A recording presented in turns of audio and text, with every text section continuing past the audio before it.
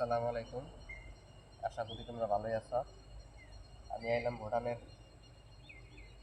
দেশে ঘুরবার নিগা, তাই ভাবলাম তোমাকে নিয়ে একটা ভিডিও বানাই। দেখো কি সুন্দর জায়গা, দেখে আর কেমন লাগে। আমি পানির মধ্যে একটু গরম করি, ঠান্ডা যে ভালো সাফা পানি, দেখে ভালো লাগে।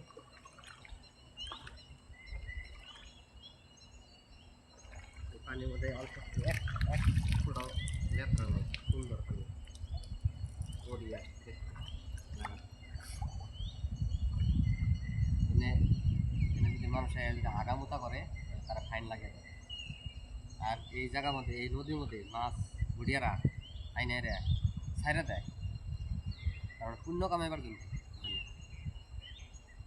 ছাইরা দেয়। আর এই নদী থেকে যদি কেউ মাছ ধরে তাহলে তারা ডাইরেক্ট জেলে ঢুকাই দেবে। তারপর ভুটানের একটা রুল আছে, রুল হিসাবে তারা জেলে ঢুকাই দেবে।